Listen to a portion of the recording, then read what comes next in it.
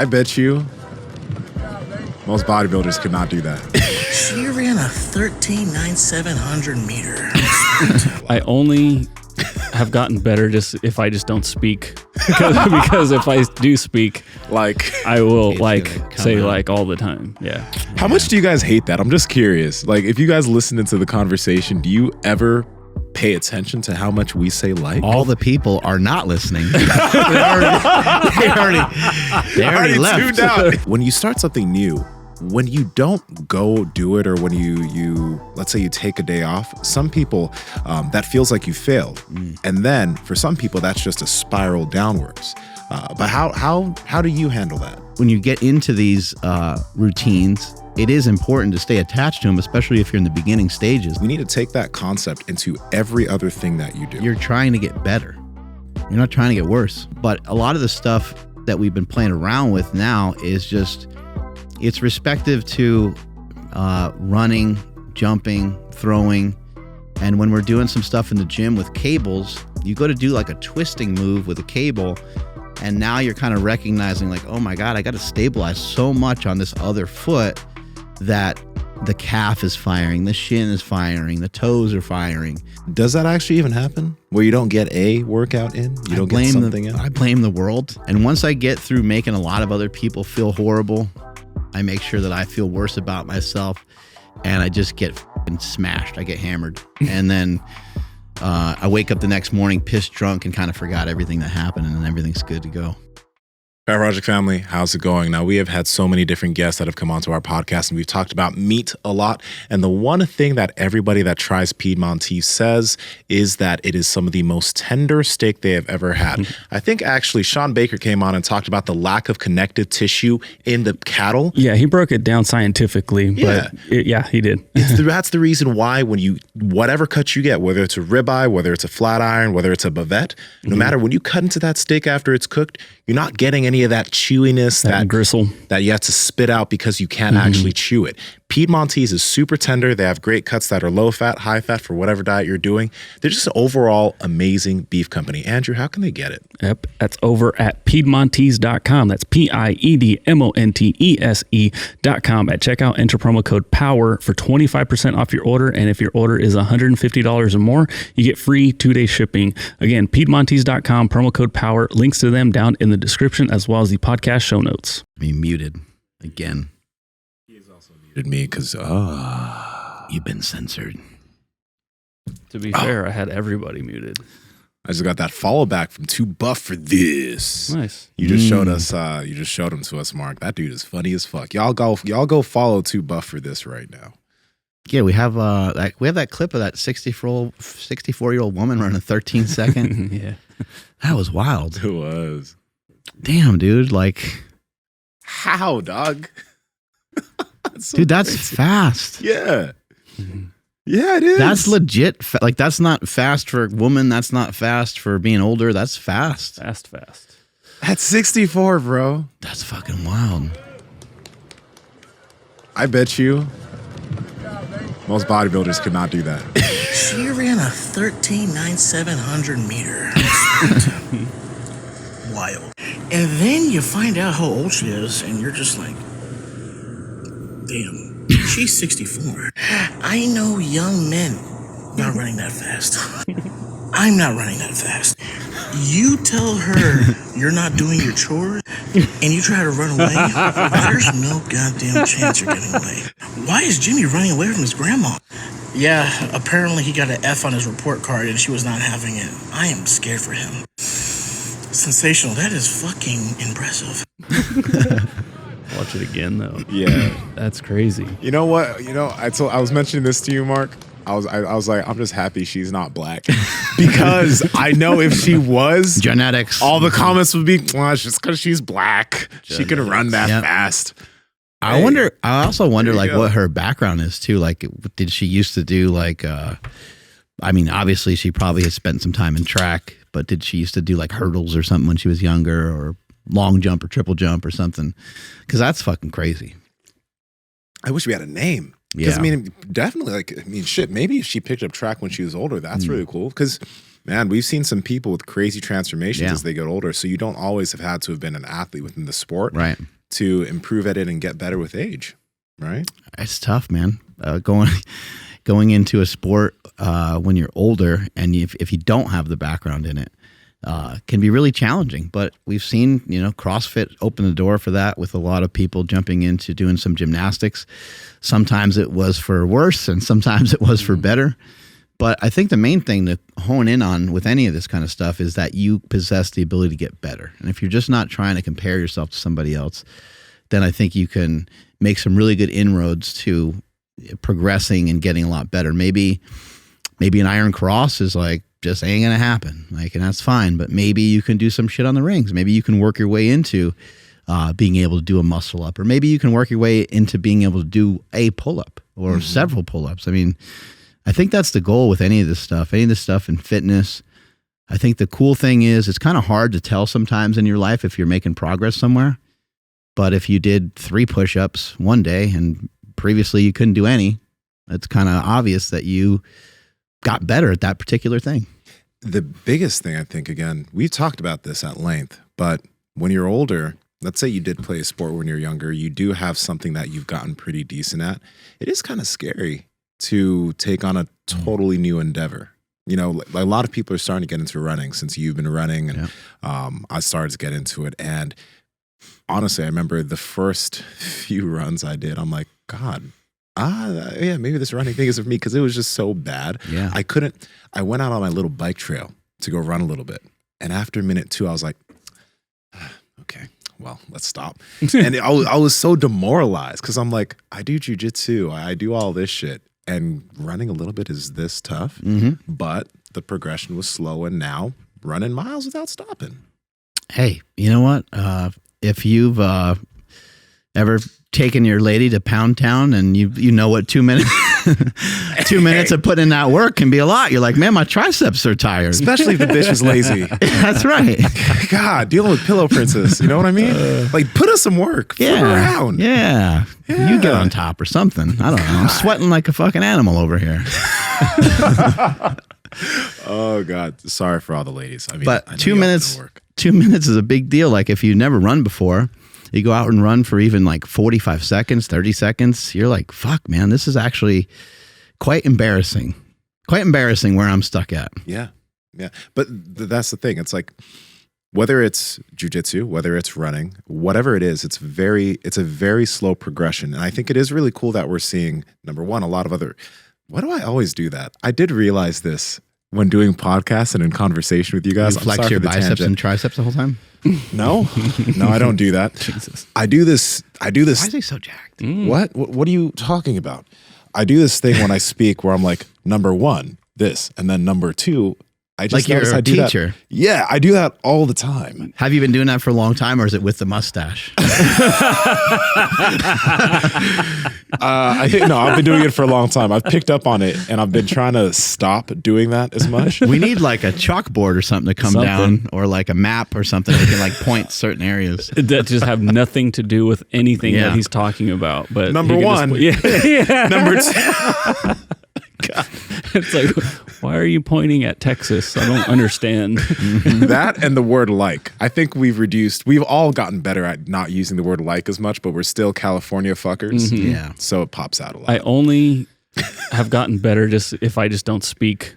Because if I do speak, like I will It's like say out. like all the time. Yeah.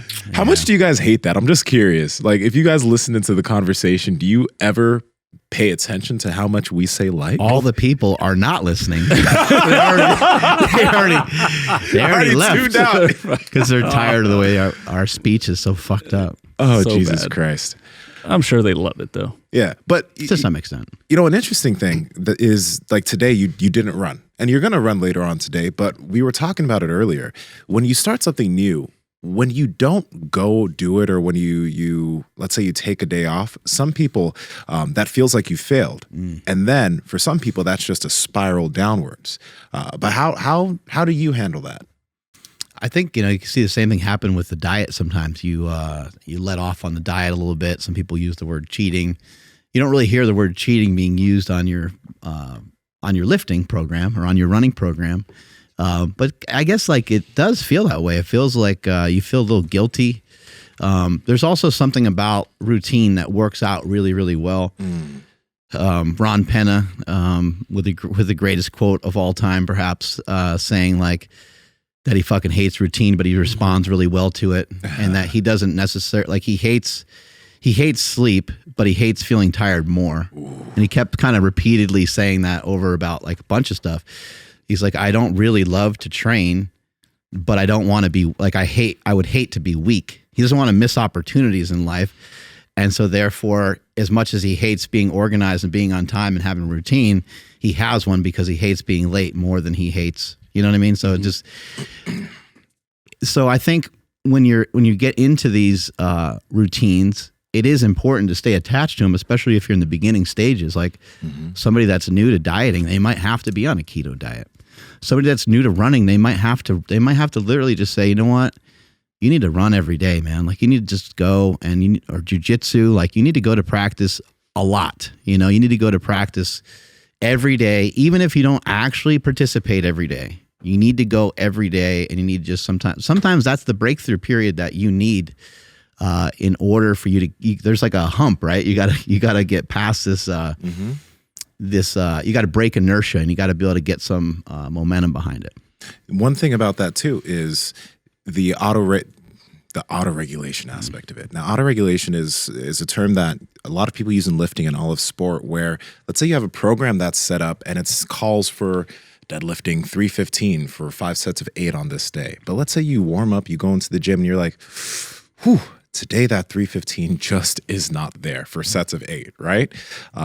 So instead of following the program to a T, you're like, okay, let's just do 300 for sets of 8, or let's do 315 for sets of 6. But if you did the sets of 8, you would have injured yourself. We need to take that concept into every other thing that you do. You're trying to get better. You're not trying to get worse. You're not trying to get worse. So and if you were going to potentially hurt yourself, that would be you being way worse. You get reduced to nothing sometimes. It sucks. Exactly. That's why, when an athlete, let's say a lifter, has just a program, but they're supposed to, I think better people that are better coaches have options within programming for lifting to let the athlete kind of sift on how they're feeling on a day-to-day basis.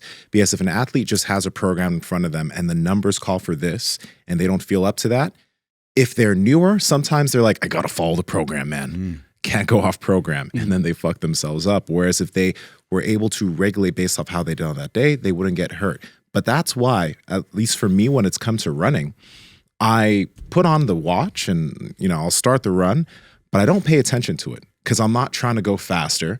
I'm just trying to make sure that my form is good, make sure that I'm feeling good, and go a certain distance. But I know once I look at my watch, there's something inside of me that's like, beat that time. And then once you start trying to really push, that's where, especially when you're getting used to something, you can get fucked up. Just like you shouldn't probably deadlift a certain amount before you're ready for it. I got hurt not too long ago on a run. And just this young kid kind of went past me, and I was like, I'm like, he's not going that fast. Like I can adjust to like that pace. And I wasn't really trying to beat him necessarily, but I was like, just don't let him disappear, Yeah. And it wasn't my pace. It was his pace, and also maybe he had different plans for the day. Like maybe, first of all, maybe that's like him just coasting. Secondly, maybe that's him just flying, but it does me no good to compare myself to him. Plus, he doesn't even know that I'm trying to keep up with him, If I look behind him and be like, what the fuck's this guy doing? Why is this white guy just so intently staring at me? Why is he breathing so loud? Snot flying everywhere. Jesus Christ. But yeah, you got to kind of like, in life in general, you got to run your own race, and you have to be comfortable with sometimes there are going to be times where you have to be logical about it and realistic, and maybe as bad as it sucks for the day, maybe all you're getting in that day is some walking and some push-ups. Like maybe it's a different day, and that's okay because you want to be able to reload and come back the next day. I would say that if you are feeling beat up and fatigued and you are getting some programming from somebody, you have to really communicate with your coach. A lot of people don't communicate back to their coach that well. And if you're programming for yourself and you're feeling beat up and banged up and fatigued, just bring those percentages. I know it's like you feel like you're being a pussy, but bring those percentages down. You'll be able to get more out of it. And just to kind of give you guys an example of how far you can go without having any, like hardly any knowledge. I mean, I have learned some stuff when it comes to running technique. When it comes to running programming type stuff, I am very new to learning some of this stuff. And when I ran yesterday, I was actually tracking my heart, and I had a heart rate monitor on. The heart rate stayed. I think I would have to look at all the. I'd have to look on my phone at all the stats, but like I never saw it go higher than like 146. God dang. And I wasn't like flying, but it was a pretty good run. Occasionally there was little shuffles in there because I did see it, rising up in that 145, 140-ish range, and I wanted to keep it a little bit closer, like 130, 140. Mm-hmm. So I did slow down a couple times, but in the beginning, just that pace alone, even for 30 seconds or for a minute, probably would have put my heart rate right to 160. So my heart rate is coming down. I saw Nick Bear talking about this 30-mile run that he did, and he was like, oh, I got to go out and do a 30-mile run. I'm like, Jesus Christ, it sounds so wild. But he's adapted to it over a period of time. And I want to say he was doing like 8-something minute miles. So that's absurd. Jesus. Right? But also, he was still in zone 2 cardio. He was still, 180 minus your age. I think he's like 30 or whatever. So whatever the math works out on that. And he said that he posted up an image of his, he was just showing the distance mainly. He's just like, hey, I feel pretty proud and pretty pumped that I did this 30 miles today. And I feel good. Like I did the 30 miles and I already feel like I can go run tomorrow. Yeah. And what was on there was his pace was on there along with his heart rate. Mm-hmm. And people were like, what the fuck is going on with your heart rate? How is it that low when you ran that far and ran that fast? And he just said, this is what building out aerobic capacity can do for you. So just shuffling along, you might think that sucks, or you might think a walk and a jog is shitty and you might think it sucks, but you would be shocked at what you could build up. And I mentioned before, Chris Henshaw telling me, hey, just concentrate on running for 20 minutes straight. And I was like, oh man, 20 minutes straight. I don't know about I don't even know if I'll care to work my way towards that. Cause I, in the back of my head, thought that I couldn't do it. And the next thing you know, I'm running for 10 minutes straight, 15 minutes straight, 20 minutes straight, an hour straight, 2 hours straight. And when I did my first half marathon, that took forever, but that was like 3 hours or something like that. So, and that was in a really short period of time. That was only that was in March. Mm-hmm. And I only was paying attention to running and trying to run consistently maybe 2 months prior to that. And I want to add in too, because with everyone who's getting into running right now, if you're doing running and lifting, take your time with progressing it, but understand that you can get to a point, because my main goal personally is just to be able to run 3, 4, 5 miles easily without it taking away from anything I do. That doesn't mean that right now I'm going to just be trying to run 5 miles every single day. But that means that slowly I'm just going to build up to that capacity. So kind of what's happening is, like yesterday, I just took a nice 3-mile run. Today, after podcasting, I'll probably do another 3 miles. But that's because at this point, that doesn't feel that fatiguing. And I keep myself, I think my pace yesterday was 10 minutes per mile. I was running in the sandals, but I felt super chill, right? So none of that is taking away from what I'm doing in the gym. None of that is taking away from jujitsu, because I was able to do jujitsu and lifting on the same day yesterday. We sound so ridiculous. I was out for a 3-mile run, and were you carrying a 20-pound mace with a 50-pound weight vest? Yeah. I had the 20-pound weight vest on. And you had the mouth tape on and the nose pin. I had the nose pin on one nostril, so I was only breathing through one nostril. Okay. Yeah. I didn't want to add that in because that's oh, yeah, it sounds crazy. But, but since you mentioned it, that's a joke, guys. We have to establish that it's a joke. I think it's just cool, the progress that we've made. It's really neat that we're able to add more and more into our life, because when you first added jiu-jitsu in, I'm sure there were probably times where you're like, man, I might even need to choose between lifting and jiu-jitsu. Yes. This hurts. Absolutely. There were when I started jiu-jitsu, my goal was 3 to 4 times a week, but I quickly learned that my body couldn't handle it 3 to 4 times a week. Twice was where I was, and then the other days were lifting, and then I slowly built up to being able to do it 4 or 5 days a week along with lifting.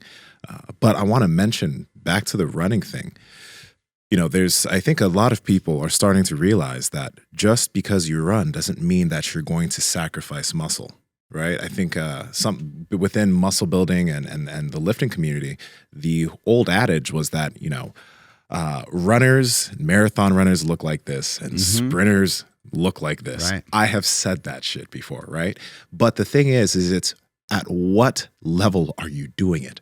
Are you the guy who's training and trying to train for the marathon, trying to train for the 26.2, putting in crazy mileage per week? If you're training for a marathon and you're taking it seriously, you most likely will lose some muscle. You will downsize. Yeah. That's far. But if you're the casual like me, you're the casual runner who just wants the capacity, who wants to be able to run with good form and feel good running. I haven't dropped weight. I haven't dropped muscle, but I've only improved at my ability to move with running. Yeah. So if you're a lifter and you're not trying to sacrifice muscle, all this will do is increase your heart health and your capacity. If you do it slowly and you don't try to beat PRs and you just let yourself get better at it, you won't lose muscle. You won't end up in that. And I think also if you're running, like 5Ks, running about 3 miles, like you're going to be totally fine. If you can build up to being able to run 20 minutes straight, 30 minutes straight, that is plenty of time to get a lot of the benefits of running without negative side effects. The negative side effects that you want to just be cautious of are things to your feet and your ankles, and that's why we do so much with our feet. We're sitting here, standing on this Bosu ball and just trying to get some myofascial release in certain parts of the feet. Yeah. We also sometimes will run in our sandals to help build up the ankles and the Achilles and the Nsima sandals. And I'm always a guy who's spilling the beans, but I'm just letting y'all know Don't tell him. Okay. Don't tell him because I won't tell him. you I'm can happy make you did everything that. malfunction. I made sure to speak slowly because I'm like, if Andrew or Mark wants to cut me off, I'll let them cut me off. Which I you thought did. it was going to be like a cliffhanger, not go all the way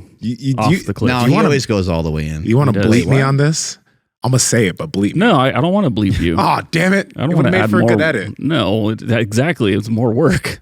Anyway, guys, well, just so you guys know, the Warrior sandal from Nsima is the sandal that we currently wear for our runs and stuff. They have a lot of great sandals there. Some cool shit's coming. So, But I'll build up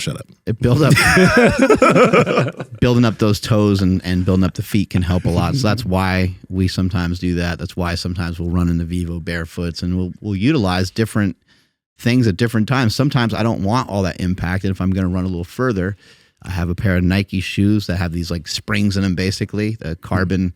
You can look up super shoes. There's all kinds of super shoes out there.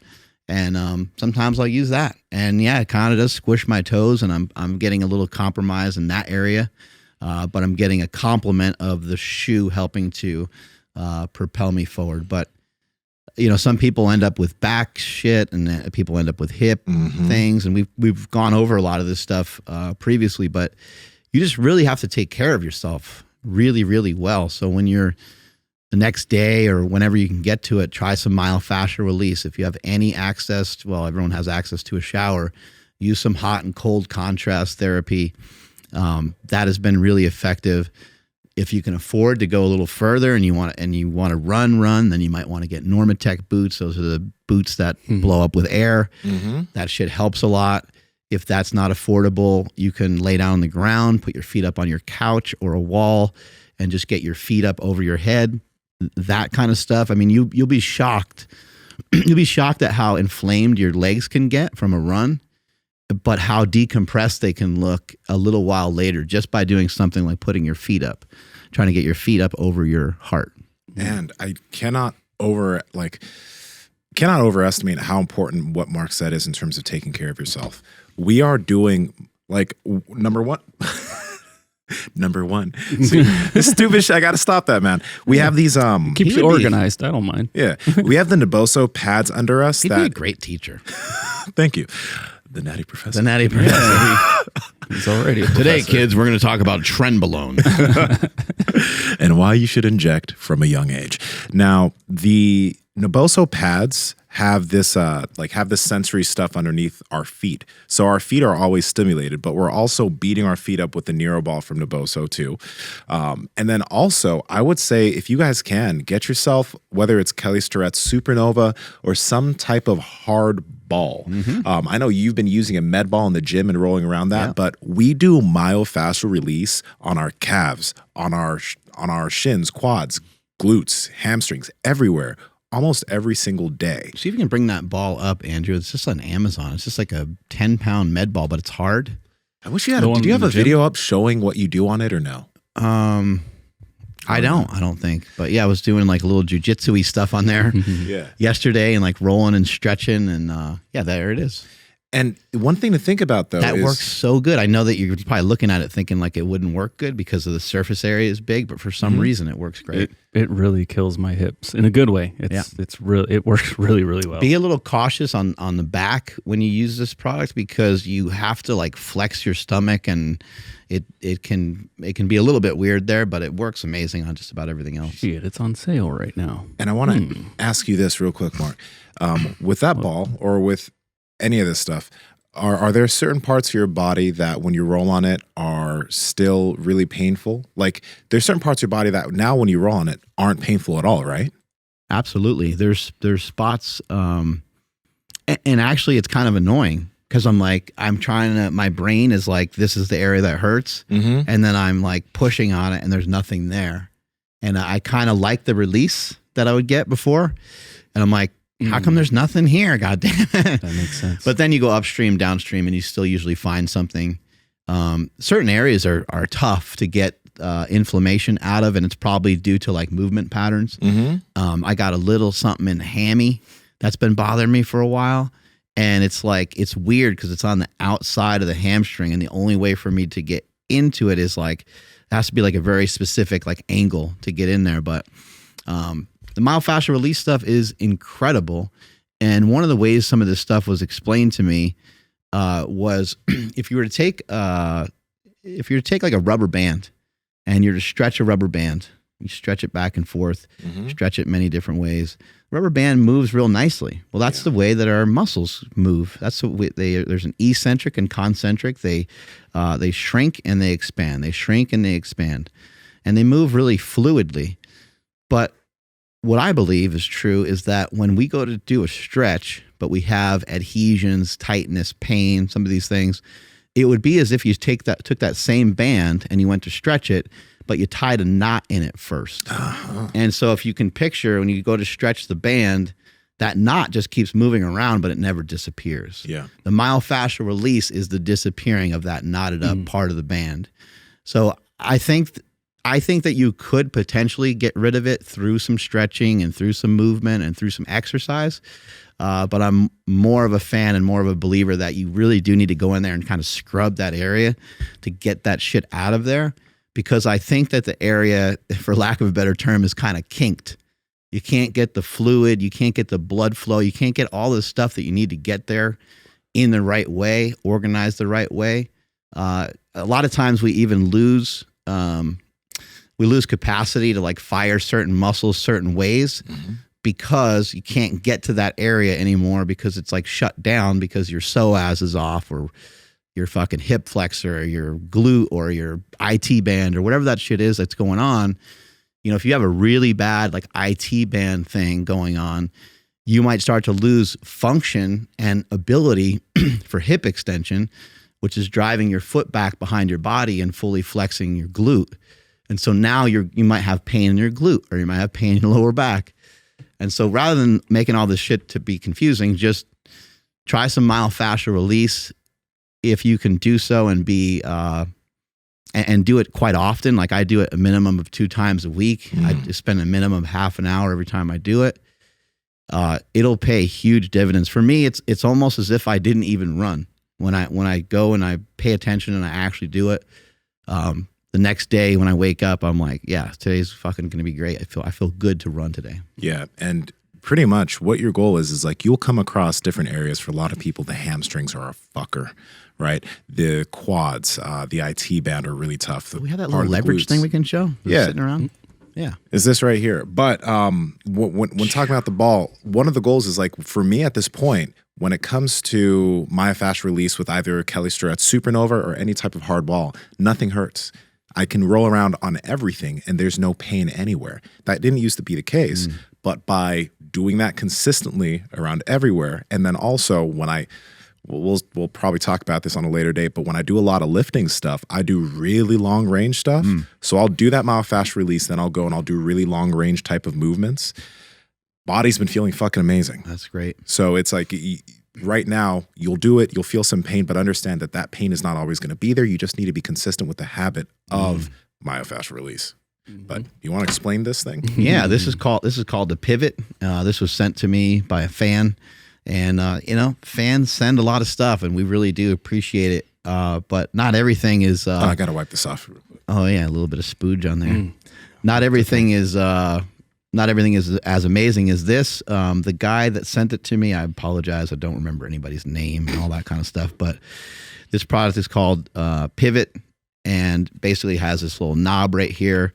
And if you put it if I lay on the floor and I put that on my lower back and then I push this lever down, it digs right in there perfectly. And this sucker gets into my hamstring like no other because it gets that perfect angle. Yeah. And the guy that sent it to me, he said his dad created it out of like a garden tool. So the innovation is appreciated as well. So it's a really cool product. I think it's amazing. I wonder what kind of garden tool he made this out of. Yeah, like some kind of handle or something. Well, he probably stepped on a rake outside and it hit him in the face. And he's like, oh, that would work. Is there a website for this? Yeah, I was going to ask. Is there? Just type in Pivot Recovery Tool on Google. It'll probably pop up. We have no code because they just sent this over. But thank you. I've used this a few times too. It feels really cool. It's Australian? Yep. Okay, so pivottool.com.au. There you go. There is a little bit of caution you should have utilizing anything when you're doing massage therapy stuff. We have this kind of older school. This thing's been around for a long time. I don't know if this one in particular is called a Theracane, but yeah, that's what I got. I think that's what people refer to it as.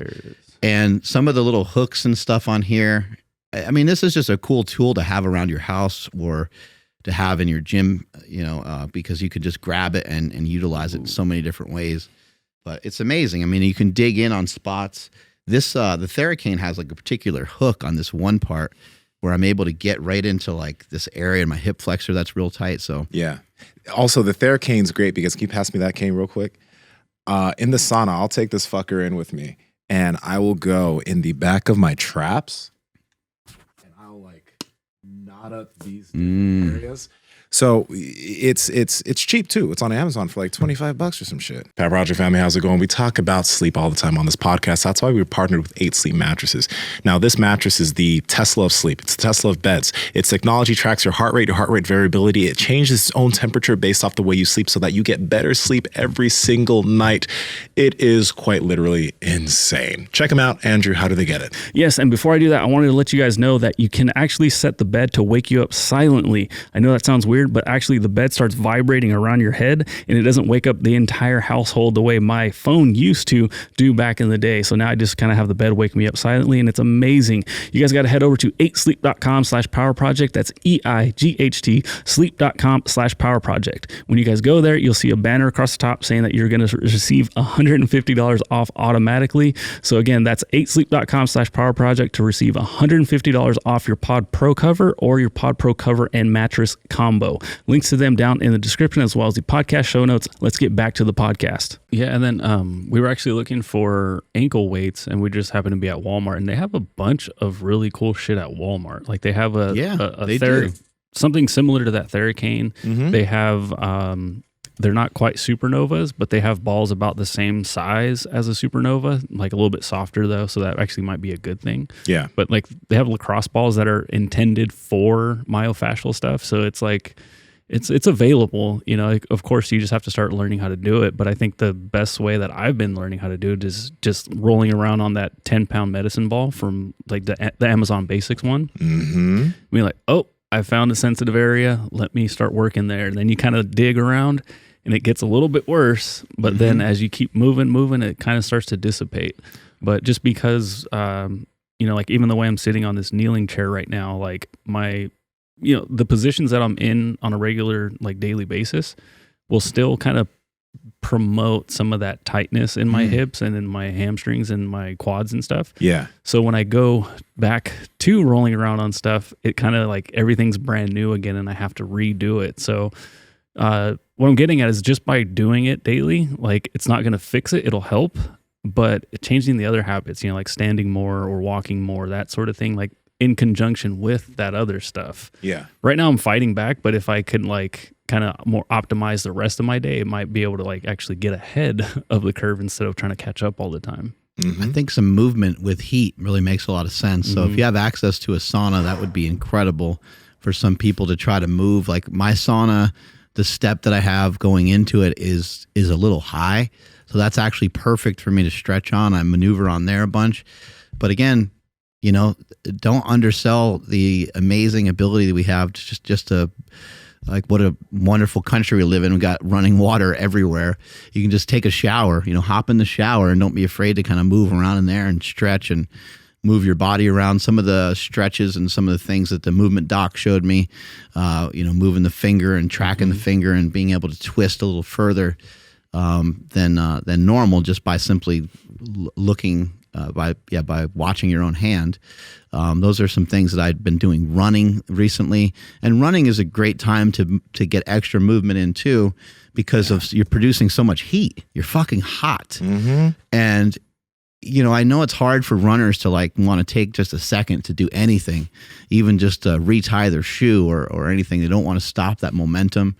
But if you're running and you're feeling like, oh my God, I'm starting to really stiffen up, take a second and, there's usually like a bench or something somewhere you could sit down on, do a couple squats or do a couple bends, like where you try to bend, just like in like a deadlift or something, like move around more, because you're not really running to like try to be the greatest runner of all time. You're running to promote more health.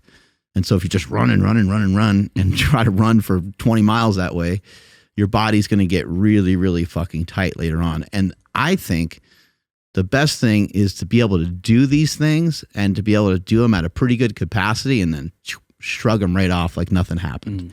That I think is badass, and that I think is really cool. But you got to take care of yourself a lot in order to make that happen. Like that's me following my finger around. Yeah. That shit actually was pretty incredible. It's also a distraction technique a little bit too. You're not really thinking about what you can and can't do, because now you're just like, oh, follow the finger. Yeah, because like if you would have told me that I can do whatever the hell this is called, if you're listening on audio, it's just like a bridge reaching up over across like diagonally from left to right. And then like even putting my forehead into the ground, I was just like, no way, I can't do that. And then after a couple of movements, I'm like, oh, there we go. That was fucking cool. So that's really dope. One other thing that's been super helpful is, like Andrew mentioned, it's the standing, the things, the way you're moving during the day. So the lesser you can sit less. But if you're at home chilling, try to sit in different postures. One thing that after Kadora came here, I made it a point to every single day I sit in the Seiza position. Andrew, if you go to my Instagram, I don't know if you could pull up the pigeon, the loaded pigeon thing, but every single day, like when I'm working, I'll let myself lay down in a pigeon pose while I'm working. And I'm working on the other postures that he brought up too, but go to the YouTube channel and go find the video of when Kador came into the gym. Just scroll down. Loaded, yeah, right there. The other one. Yeah, that loaded pigeon. So this has actually been pretty helpful, but the reason why I'm able to sit deep in that pigeon position and just come all the way down is because of like the positions that I relax in every single day. I'm relaxing in Seiza, I'm relaxing in this position, I'm letting my body relax in a lot of really rough positions. And when I go to the sauna, like you mentioned, Mark, I'll sit in the sauna, I'll foot glove, I'll do all of that, but then I'll spend 15 minutes sitting in a squat with my legs close together, my butt on the wall. I'll sit in that compressed position. And that's been making a huge difference in the way that my body's been feeling. So if you can go to a sauna, if you guys do, sit in a squat, stretch a little bit. You'll be the weird person in there, but your body, it'll take some time, but your body's going to reap the benefits from it. A hot tub, a shower, whatever way you got to try to figure it out. I think most people have access to something where they can figure it out. It just feels good, and it feels good to be able to recover from these workouts. A lot of times the stuff that we're trying to do or trying to get better at in the beginning feels difficult or needs a lot for you to be able to recover from it. And so some of the techniques that we're sharing right now, I think, are really important.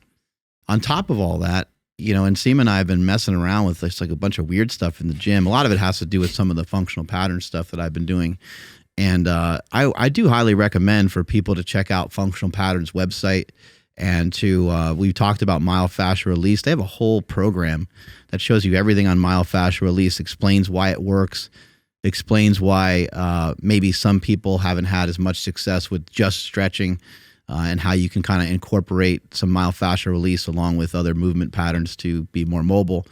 But a lot of the stuff that we've been playing around with now is just, it's respective to running, jumping, throwing. And when we're doing some stuff in the gym with cables, you go to do like a twisting move with a cable, and now you're kind of recognizing like, oh my God, I got to stabilize so much on this other foot that the calf is firing, the shin is firing, the toes are firing. And yeah, we could say the same thing about a bench press. You see someone bench press, yeah, of course everything's moving around, but you're not standing. Like there's no weight, it's not weight bearing. You know my story? Some of what Mark's talking about is in a story that, yeah. And one of the brilliant things about functional patterns is in some of their movements, they are a lot of times moving like forward in a movement or sometimes backwards. Like there's more movement in it than just a regular gym lift. That's why they even created some of their own cable columns because of the amount of movement that you can get. And I'm not saying that, some of these things are the only way to get and achieve some of these things, because you can achieve a lot of this stuff by running and jumping and throwing. And you can achieve some of these things by simply just putting some good thought into it. But you see Nsima is like doing this row here, and we're trying to do like multiple things at one time. We got some rotational going on where you're getting the ribs to move, but then you can also play with where the shoulders are. So beyond just rowing and just having the shoulders move from a twisting perspective, they can also move side to side as well. So there's just a ton of different movement you can get. And I just really want to encourage people with very lightweight, just to explore and just to try things out, because you're going to be surprised at how much stability. There's a lot of rotation going on, a lot of anti-rotation going on, and you're going to be shocked and surprised how much it feels probably similar to some sports that you played when you were young. You're going to be able to connect it to golf. You're going to be able to connect it to tennis or baseball or whatever some of those things were that you did when you were young. Yeah. Whoa. This right here, actually, this is another thing that I've been toying with a lot. Like this is a hamstring curl on the lower back extension, but I'm trying to get the deepest range of motion possible on that hamstring by reaching my torso kind of underneath me. And initially, I wasn't able to use any weight on this, but now I'm progressing the weight pretty well, and I'm really strengthening my hamstring in that super long position. And then if you go to the next story, it's kind of mimicking almost like running, it looks like a little bit. This is something that Mark did yesterday. So this can't be seen, but there's a band and a cable, and we're kind of like creating force to the other side of the body and having to stop that force when he gets to the other side. So there's a lot of cool things that I think that what happens with normal bodybuilding training and powerlifting style training, not that they're bad, but especially when I hear guys who are like super into biomechanics talk about it, they're like, the efficient way to move the lat is through here, and there's no reason to go into this deeper range of motion. Same thing with your shoulder. If you go here with a lateral raise, that's going to be damaging to the shoulder.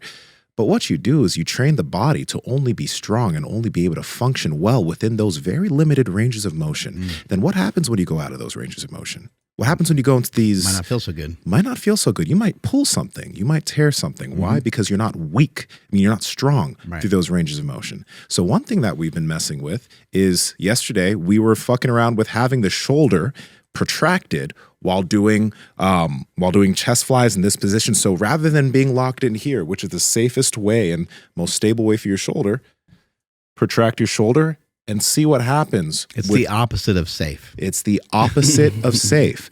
But one thing that we're finding is like our whole trap, lat area, all of that was opening up as we were doing it. And yes, we were using very light weight, but it's something that can be progressed. And it's something that can turn a weak range of motion into a strong range of motion. And lastly, athletically, this is where it gets really fun.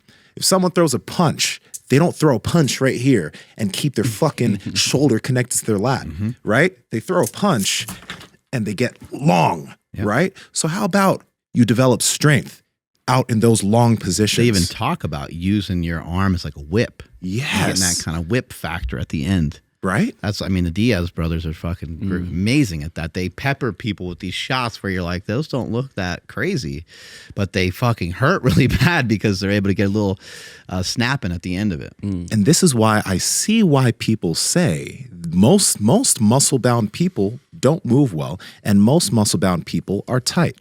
Why? Because the way that muscle-bound lifters lift is tight. Everything's right here. All the pressing, all the lateral raises, all right here. That's where you stay.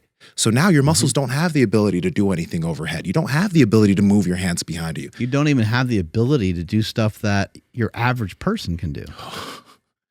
Exactly. And you're not trying to be average. You're trying to be the opposite of that, right? You're trying to be way above average, trying to be unique, trying to be different. And now you are like, you had all this like function, but now you've become like dysfunctional. And I'm not saying it happens to all, because if people will be like, oh, what about this guy? It's not everybody. There's a lot of people that have kept their integrity of their body over a long period of time, but it takes a lot of thought. It sometimes even takes some luck. And there's some people that have stayed attached to their sport or have introduced new sport as they moved forward. Yes. But, the wild thing, though, is the stuff that we've been doing this year and messing around with, I wasn't moving as good as I was doing a lot of mobility stuff, but I haven't been moving as well I've been moving better now than I was in the past because of doing some of these weird things with the lifts. Andrew, could you pull up one more thing from my Instagram, please? It's a black and white video with the row. And this is just kind of another example right there. This is another example of kind of what we're talking about. With most cable rows, most people are just chilling. Actually, just play the audio if you can, because the audio will explain it better. That guy's jacked. Arm extended as long as it can. I turn in towards the arm to get an extra stretch in the lat. Then pulling with my elbow. I row. Come back into the longest range of motion. I want to And get the thing is, you could also just visually see what's happening with the lat. Like most people are going to keep the lat there, but if you allow yourself, you have to lighten the load, right? and you could pause the heaviest audio load there. that you can. The lat is also going to take your shoulders from being kind of straight across to you being able to lean one shoulder down towards a hip. And your lat is part of that. Like your obliques are part of that. But when you flex your lat, you can actually feel yourself getting pulled to that position. And like, how often is that like actually trained or focused on in the gym? I would say like really, really rare, unless you're somebody that has been studying this and been paying a lot of attention to it. I guess you could say some people have figured it out when they do a one-arm dumbbell row and they bring the weight back over the hip. That kind of does that a little bit. But I don't think people are like consciously really thinking. And if you're thinking about like, if I want to be able to move side to side and move in different planes, then I need to be able to fire certain muscles certain ways to be able to do that. Like if someone's going to just like reach up overhead for something and they're trying to get something that's up real high, you can get up on your toes and put your arm up and stuff like that. And you're going to be limited at how high you can push your arm. But if you take your other shoulder and you flex your lat, you'll be able to go up that much higher. Like you'll be able to go way higher if you can kind of.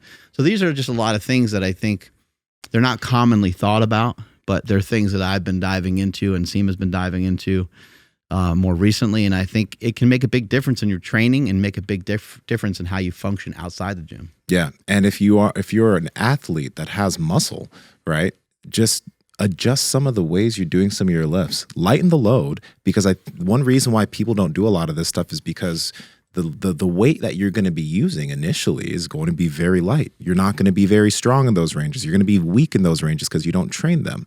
So you need to lighten the load, and you need to go into those long ranges and see how your body handles it. Let your body stretch into those ranges, because as has been happening for me, I've been able to progress a lot of these movements. And now I'm able to move some pretty decent load in disadvantageous positions, or positions that some people would call biomechanically inefficient.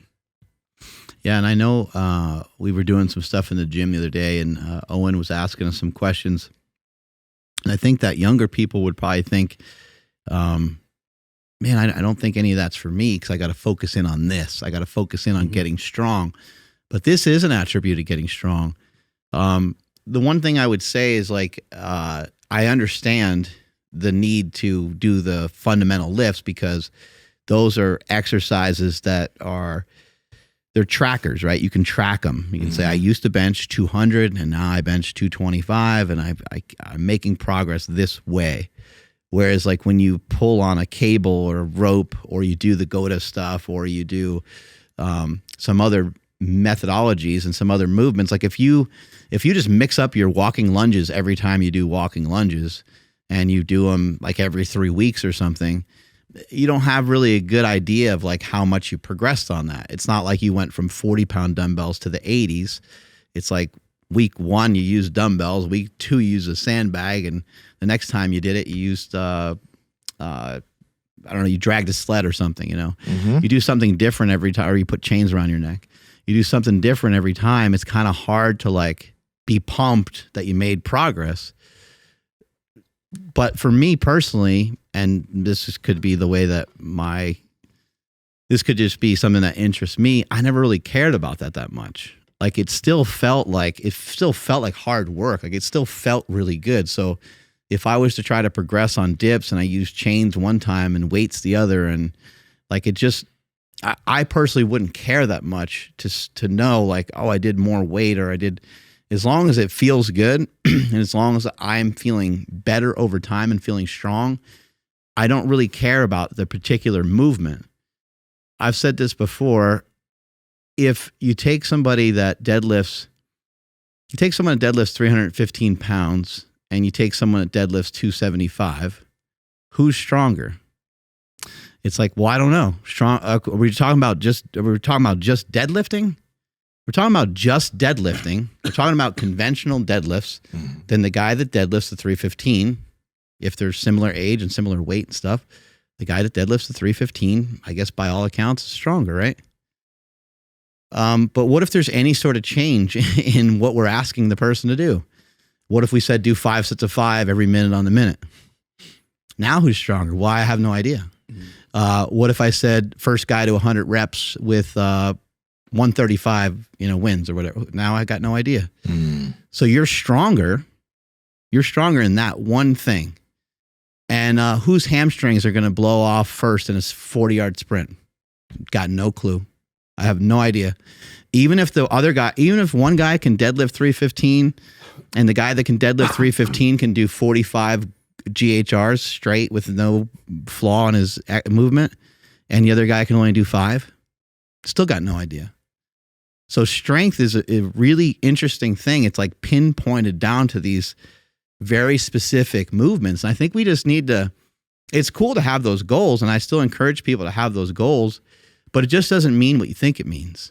All it means is that you're good at that exercise. I remember that reminds me of a comment that I saw once. I think it was the episode that we did where I think the episode was literally called Redefining Strength or Reinterpretation of Strength. And there was a comment from somebody who said, what the fuck are you guys trying to do? Like there's the squat bench, there's the deadlift, there's compound movements. There's no redefinition of strength to what you're trying to do or reinterpretation of it, right? But what you just said is exactly it. It's when you see a sprinter do what a sprinter does. Take a bodybuilder or any of those individuals who are very strong with a barbell. I know it's very specific, but take them and try to ask them to sprint. Immediately, they're going to pull a hamstring like I did. I did that. I was that bro, right? I clearly wasn't strong enough, or my body wasn't strong enough to handle the stresses of sprinting. So was I strong? No. And again, I was weak. Again, it's not all, but it's most of the time that's what you see. And for the people that aren't in that category, potentially hurting themselves, these are the people that are really smart about it and they pay close attention. Mike Ryan comes to mind. Mike Ryan is in his 50s, lifts like a motherfucker, deadlifts really heavy, squats really heavy. handles some heavy ass dumbbells on the bench press. He's in great shape. He can sprint. He can do all kinds of stuff. He stays athletic. I still think he works on his agility, even like side to side movement. I think he works on kind of everything. He's a good looking man too. He's a good looking man. He's Damn. Just to get the 50. the physique. My cousin's like, man, he's like, I love that guy. He's my hero. He's like, but I had to unfollow him because he's always naked. He's always naked. Dog is always like pulling his junk out and shit. That's all right. That's why he's in the favorites. Let's see here. Mike is so jacked. Dog.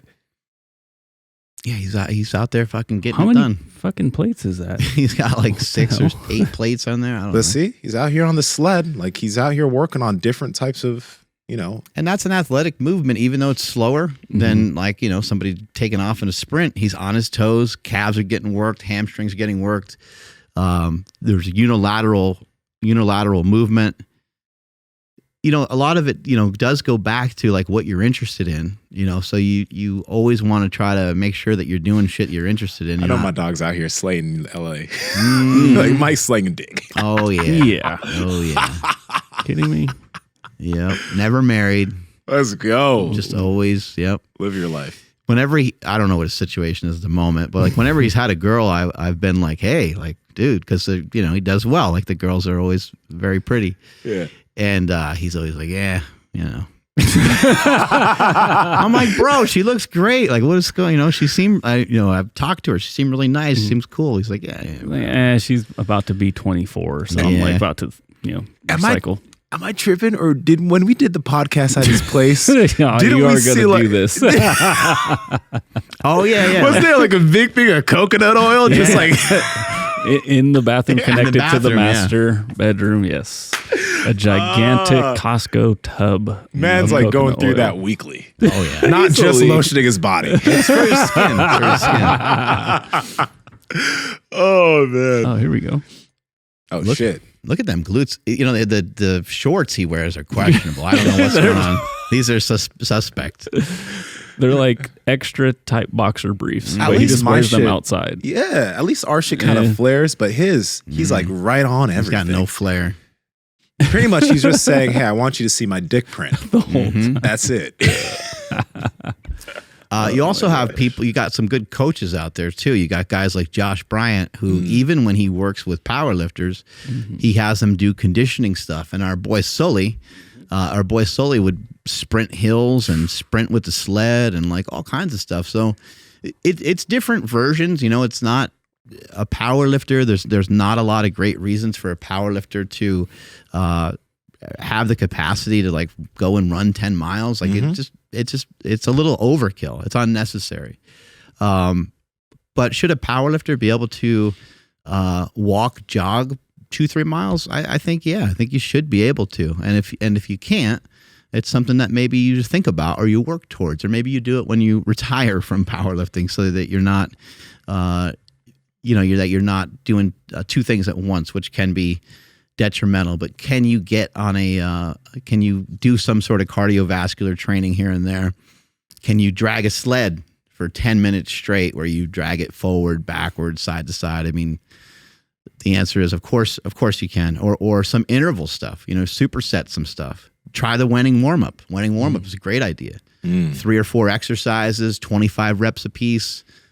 Stuff like that I think is really good. And we can't forget the impact of heart health. Your heart being healthier is going to help make you stronger in the long run, because you're going to recover from everything easier. We strayed away from this, but we were talking about, what happens when you don't get a workout in? Like, does that actually even happen? Where you don't get a workout in? You don't get something in? I blame the world. I get really upset, yell at my wife. Yeah, fuck that. Make sure my kids understand that they're fucking worthless and never going to make it in this world. Yeah. And once I get through making a lot of other people feel horrible, I make sure that I feel worse about myself, and I just get fucking smashed. I get hammered. And then I wake up the next morning pissed drunk and kind of forgot everything that happened, and then everything's good to go. 12-pack of Coors Light. So, yeah. You in my fridge? I know it. That's just, that's the way I handle it. Sounds reasonable. Louis Simmons used to say, he used to tell me, like, if you missed a workout, you missed a workout. He would say, don't make them up. And I always found that to be interesting. And I kind of like, I never even really questioned it. I just always followed it. I was like, his reasoning for it was like, you're never going to miss anyway. It's like, you're hardly ever going to like, but he's like, if you're sick and you miss a bench workout, don't try to force the bench workout then, the next day or whatever. Just go on your regular scheduled, whatever the hell you're supposed to do, and just continue onward.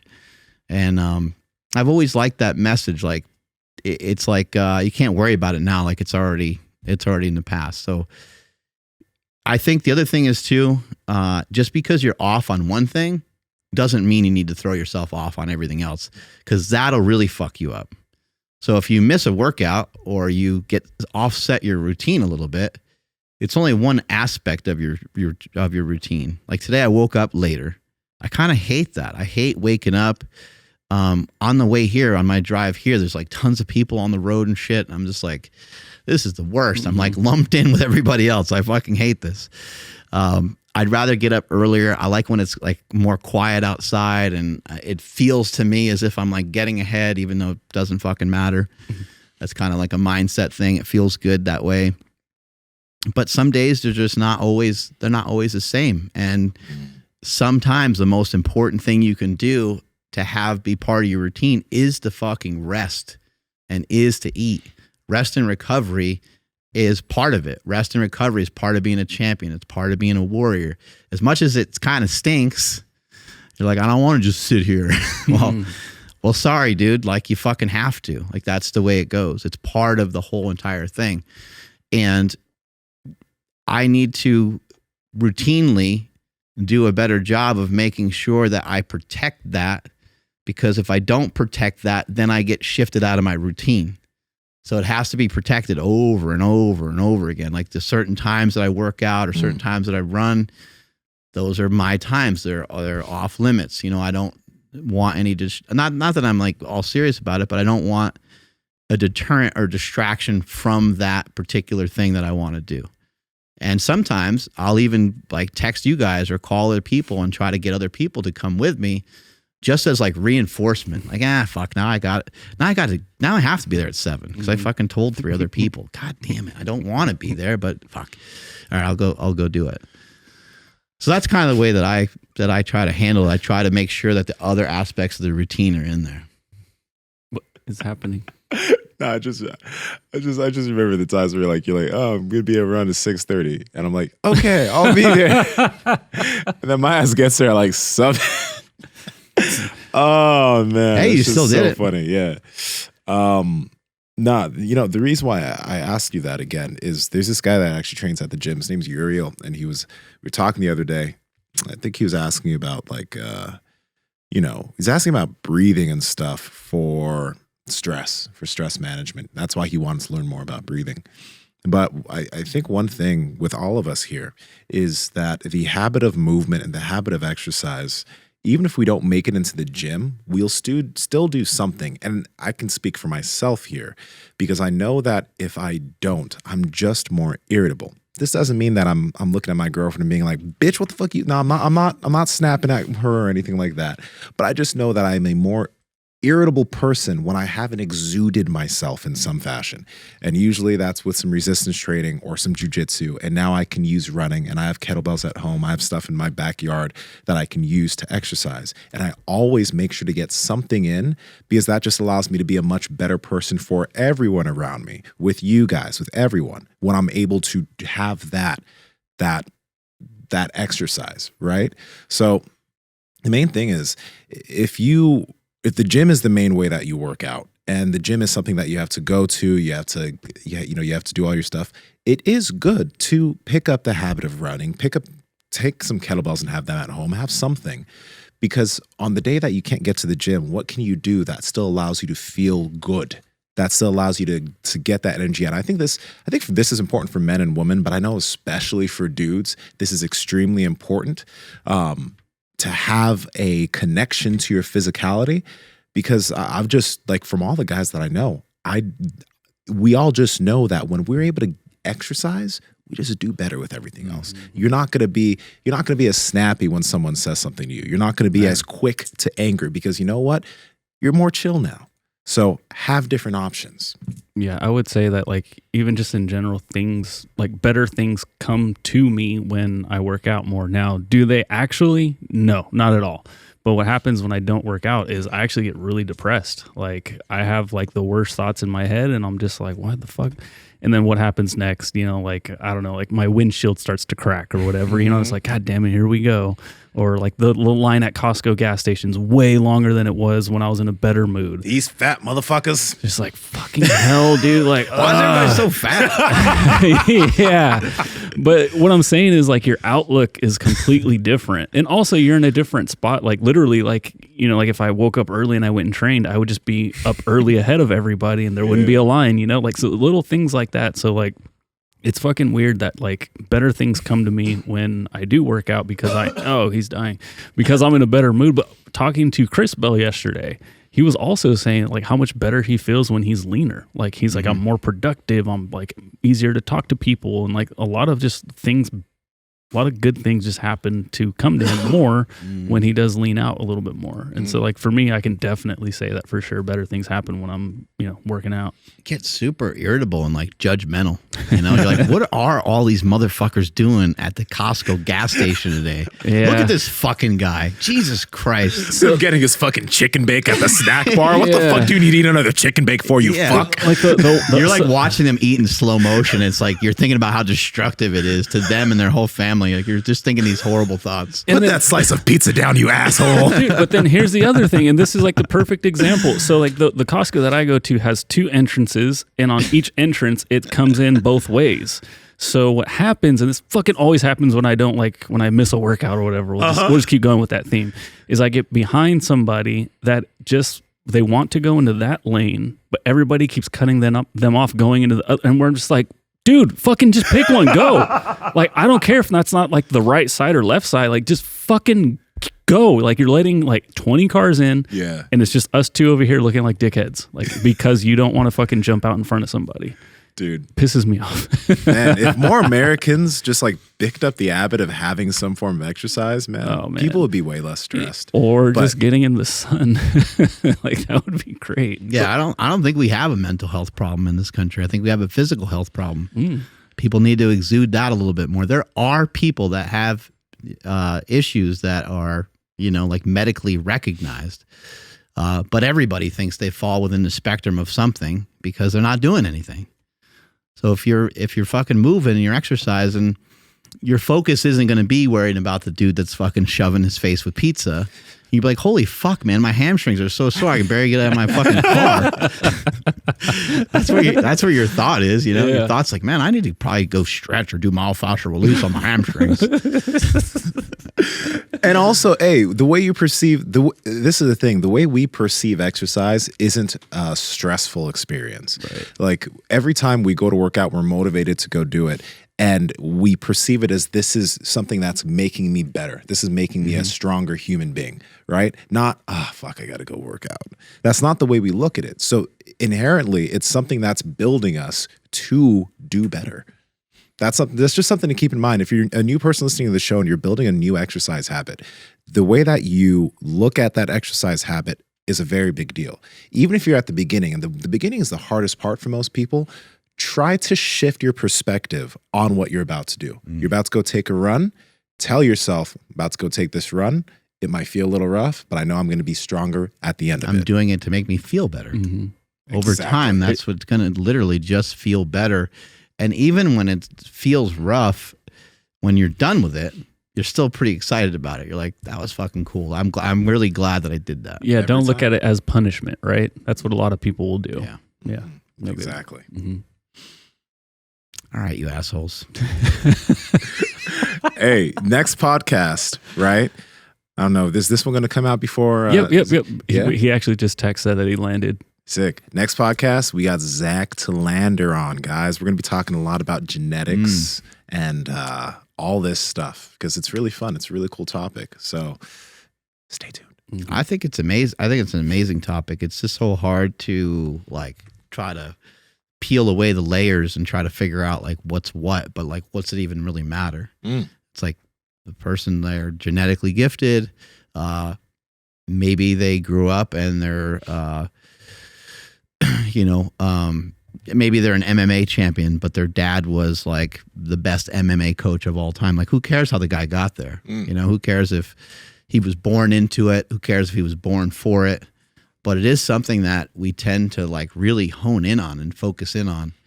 And we tend to say these people just have genetic prowess, and then we like undercut the work. Like Michael Jordan, I mean, it just seems like he was a man possessed. It seems like he did all the work. Like it just seemed like he left no stone unturned. It seemed like he did all the work. And then obviously there's some genetic thing in there, right? He's 6'6". So it's not, he's not 5'6". Like that would have definitely made things more challenging, more difficult. But we undersell the kind of the epigenetics and the things that surround us and just the changes that we can make. And that's, again, I think O'Hearn was talking about that on the show. Oh, no. And I know it's so hard for people when they hear from O'Hearn or any of these guys that they think are liars or think they're lying to them. They don't want to. And I understand that. I get it. I understand some of that. But it still doesn't make the statement any less impactful or strong.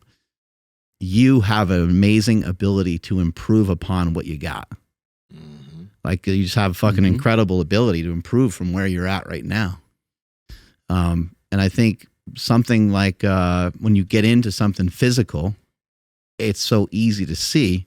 And I think that's what makes a lot of fitness people kind of fitness crazy and makes us sound like a bunch of weirdos when we're talking about like running miles and doing jujitsu and bodybuilding and powerlifting and doing all these things. It makes you sound like a crazy person, but we just love it. It makes us feel good. And we know that if you get exposed to some of it and if you try some of it, that you'll feel really fucking good too. Yeah. So that's why we never shut up about it.